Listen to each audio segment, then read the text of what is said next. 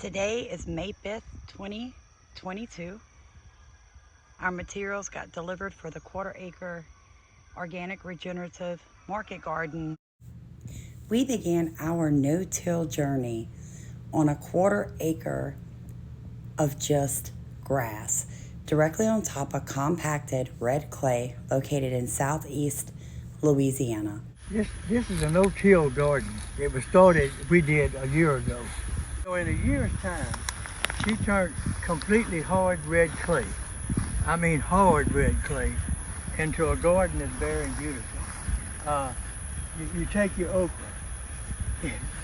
that small is bearing okra like crazy. It's hard to believe. Just a quarter acre. Now, here, down there,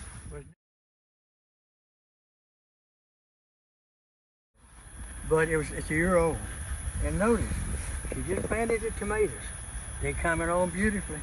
There, sunflower seeds. You got squash coming. Okra, see more okra out there. And it hadn't been planted that long, and it's growing like crazy. It's a miracle what you can do when you start off like this. See there? Got a rock down in that ground, and you won't believe what it'll do. And look at the pumpkins. They everywhere. Look at them. That's hard to believe. And I want to point out right here for the viewers, you can see where I was hit with squash vine borer really, really badly. And we did treat with the Vaseline and the hot sauce, and I'm guessing by the amount of red ants in that hole that I was able to kill the squash vine borer, because they're probably eating it. You can see some wilting there. But if you look, the plant is still extremely healthy and producing very well.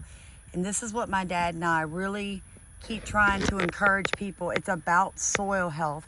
A healthy plant can deal with some pest pressure and still produce for you. Because again, this plant was hit with squash vine borer. I can show you where I treated with Vaseline. And look, it's still producing. I did not have to pull the plant up.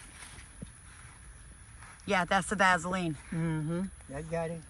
Yep, and look, over here, same thing, guys. I had to treat this big, beautiful plant you're looking at right here. When you get down in here, you can see where I treated with the Vaseline. And also right there. Yeah, I mean, I really had to treat. These plants were hit in 4 or 5 different areas, but look at them. Look at that. They're still standing. They're still healthy. It's all about soil health. All right. Now, the only thing bad about having a garden that produces some fine, nutritious plants is the deer. They come visiting when you're not looking. They chew the top off everything. That's here. They kind of missed that one. I don't know why. But they chewed these down right here. Look, chewed it down to the ground. They chewed these down. Got corn all out through here. They chewed down, I mean literally to the ground. But that's why you buy another freezer. As my dad just pointed out to you guys, we were visited by the local deer population. So what we're going to be doing tonight, this happened, all this damage to the corn happened in one night. So tonight, the German Shepherd will be on a running lead out here in the front part of my garden, and the Dachshund will be outside all night so that they can do garden duty. I always tell you guys, make sure your dogs have a job. Now, I would love to be able to leave my German Shepherd free to run. A, he would trample the garden chasing the deer, and B, he wouldn't stop chasing the deer, so I'd most likely lose him. So he's going to be tied up out here to sound the alarm so that the Dachshund sleeping on the porch can get up, chase the deer out of my garden. Yellow mustard is a cover crop. Your bees, pollinators love it. They go crazy over it. And it makes a fine cover crop. And you just smother it down later on in the year, let it go back into the ground. Yeah, we're actually fumigating with it. Sunflower seeds. Basically, some of this stuff is strictly to bring in pollinators. Because you won't need them. You definitely need them. Yeah. All right. They'll tell you not to prune them until late in the year. This is not pruning. This is thinning. You come in here and you go down. You come in here and pick out 2 or 3 of the biggest limbs. like this one right here. You like that one, keep it. That's a nice one, keep it. Here's a good one, keep it. Maybe these 4. Or even 5, I wouldn't go much further than that. Then cut all the rest of them out. They're all growing off one root. That root is doing all this. It's not gonna bear. Oh, because it's growing so big. If it bears, you'll have 1 fig maybe. Now next year, you'll have a massive tree. But if you prune it back now, and let the growth go to the big ones, you'll have some beautiful fig trees, and they'll bear. Like that one down yonder is bearing. Yeah, because there's not the first fig on this. As beautiful as this is, my dad's not wrong. There's not 1 fig on this entire gorgeous. It's not even a start to have a fig. No, it's just growing. All right, now, when we first started here, you couldn't even get a shovel in this ground. I mean, it was rock hard.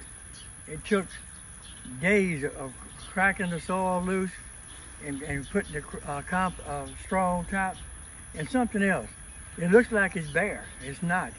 She's got plants coming out of the ground all in here. Planted. So yeah, we're actually able to direct seed 50% of the crops we're growing in this 1/4 acre no-till this year. Something else I want to point out to you guys is you see how vibrant green all the plants are as they're coming up. The reason for that is one of the things that we use as a nitrogen fertilizer here at Starkey Farmstead is rabbit urine. So rabbit urine is a nitrate fertilizer. In other words, it is in a form that the plants can immediately uptake it. Just like when it rains, if you caught our video on you can't beat rainwater, rainwater is like a fertilizer for your plants because it drops nitrate down when it rains and your plants absorb that and it's like a nitrogen boost. It's the same thing with rabbit urine. So like my dad said, even though it may look bare in spots to you, there's a lot of things, and we're still covering out here with hay, Yeah. but there's a lot of things starting to come up that we just direct seeded, and these are cantaloupes. We've got watermelon in the soil this year. And this whole area that we're actually walking towards right now, all of this will be cow horn okra that we're direct seeding this week, as well as more cucumbers and a second round of organic pumpkins. Up here. Oh yeah, up here guys, what we've got going on are bell peppers and tomato plants. So we wanted to know, my dad and I were curious. You can tell we've got the trellises down here with the tomatoes. We trellised on the other end of the 1/4 acre with the tomatoes. We've got intercrops of bell peppers over there too. What we wanted to know was, in a deep mulch system, could we put in bell peppers and tomatoes and not trellis them? Like, are they going to be able to run on the ground and not get the traditional diseases that tomatoes love to get when they touch the soil? Because technically they're not touching the soil. They're not touching the soil, because this just looks like some leaves to you guys, but we're literally standing in about 2 foot of hay. It is heavy mulched, and yeah, we do get a little bit of breakthrough with weeds and stuff, and that's okay. That's not a problem. You need roots in the soil to amend your soil. So where we've got it heavy planted, the plants have taken over and we have very few weeds. Where we have less plants, because the plants are in the growing stages, we have more weeds because something's going to take that space up. But yeah, we really appreciate you guys coming on this journey with Papa, Sammy, and I. Like we said, this is exactly 12 months in the making. And if you've never seen our very first no-till video, we invite you to go back and look in our no-till playlist and look for video 1, where this was nothing but an open field last year. A red clay field. And this is what my dad and I have done with it in 1 year, using nothing but rabbit manure, worm castings, and compost we make here at Starkey Farmstead.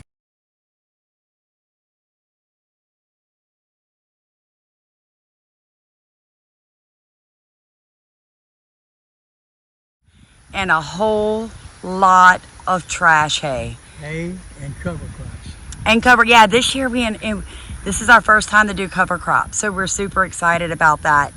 And really, really excited about that. In the fall, when we cover all this back up with the tarp and let it die back into the soil, I think next year this area is just going to grow like crazy. So you guys, if you've never subscribed or commented or liked, we encourage you to do so. Come on this journey with us.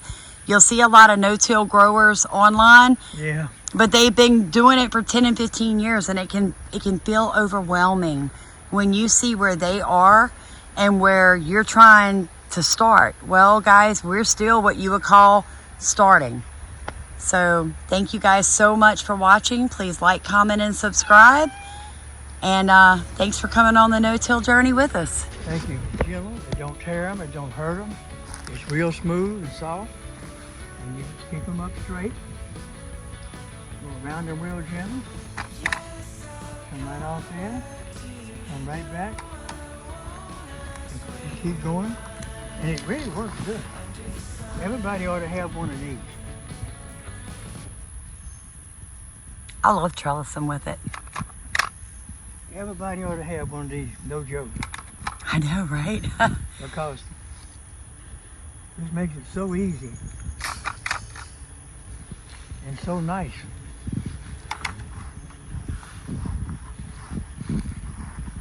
You can buy these at any hardware. Where would you buy them, Samantha? I got that one online. Steven ordered it for me. I think altogether that was like $24. I'll tell you one thing. It works wonders. It really does. Oh, and I like that.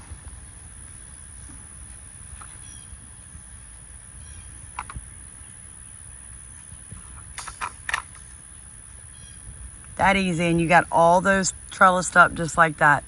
Huh? Look at that. You just did a whole row of tomatoes in a minute. Oh yeah, and it's no problem. And it works great. How about these over here? Oh, look, Dad, let's do this one. And you can go through here and do them quick, fast. Get on the back side of it. Let's stay over here. Yeah. It keeps your tomatoes neat and clean looking. I don't Sometimes it's like a little jigsaw puzzle. Ready? Yeah, I don't want to break anything. Uh-oh. What kind of tree is that? Wax myrtle. Wax myrtle. The old settlers would boil the seeds and sometimes the leaves and get the little wax it puts off, skim the top of the water, and they'd make wax myrtle candles. Cool. Ooh, and you won't believe the scent. It's absolutely stunning. It's hard to believe that scent. Oh, wow. Oh, wow, that the smells word good. for it. Let's walk the rest of the pond because this weekend Steve's cleaning out, next weekend, he's cutting all the trees that we don't have a use for. What's this? Now that's that kind of tree. It puts off a chemical that kind of inherits the stuff not to grow around it. Oh, so it Get rid of stunts the that. growth. Yeah. Just totally get rid of that. This is wax myrtle.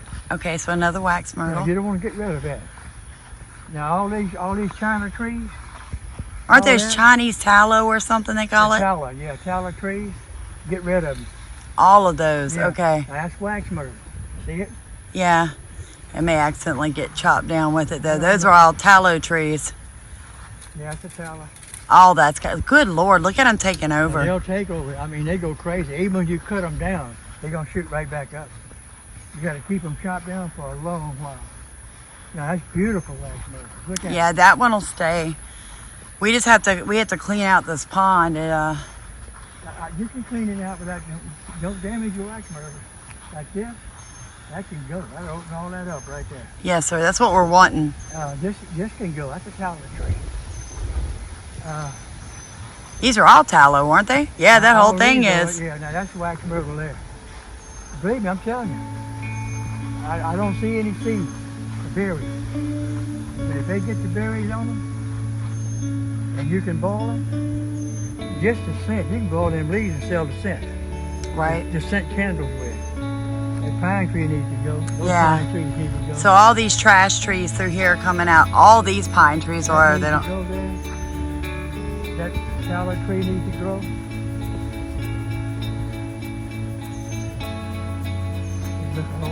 Y'all got it looking beautiful. Thanks, Dad. I didn't know, but I swear. That was a persimmon over there. Thought it was a persimmon tree for a second. I was hoping to see some sassafras trees, but I don't.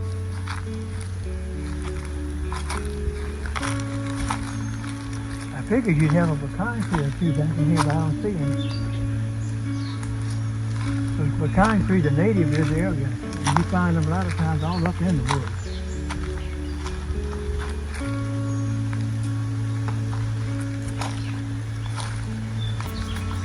Now, no, it's not a tulip tree. Yes, it is a tulip tree. No, it isn't.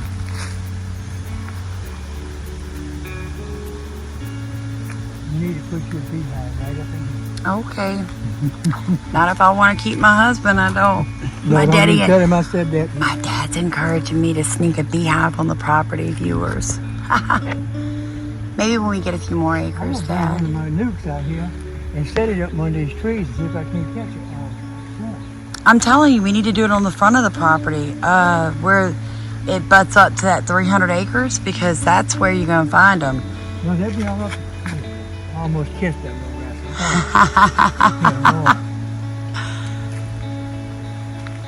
I tell you what, we have gorgeous property, man. I love walking through here. Oh, it's beautiful. Man, What's that tree? I promise you, I don't know. They got some hard to tell. Both of them are oak. They're oak trees. I don't see any, but usually sassafras is going to grow right along the edge of your fence rows. They make a beautiful shape. I don't see any at all, babe. That's the celery tree. Can you pull it back down for the camera? That right there's a little baby persimmon. Oh, look at me, guys. I have a persimmon But tree. don't you dare eat them until they get ripe. In fact, I used to wait for them to fall on the ground. Why? Oh, if they're not ripe, they'll pucker you up. You can't crawl for nothing. So we just wanted you guys to join us as we did a little, oh yeah, a bigger one, a little property check, just seeing what native trees and things we have growing on our property. Look at it. See? Oh yeah. All here, look under here. Look at the persimmons. It's good to know. It's good to know, guys, what food, edible foods you have on your property. Oh, jelly, Don't accidentally cut those down. Oh my God, jelly, jam, persimmon wine from the old people. Persimmon wine. Yeah. I know, I'm laughing because Stephen always says if the economy crashes, we need to learn how to make wine, because there's just too many people that like to drink that would basically rather drink than eat. 95% of the towns in the West was going around the wagon with alcohol on the tailgate. All them cowboys that ride up and buy a drink.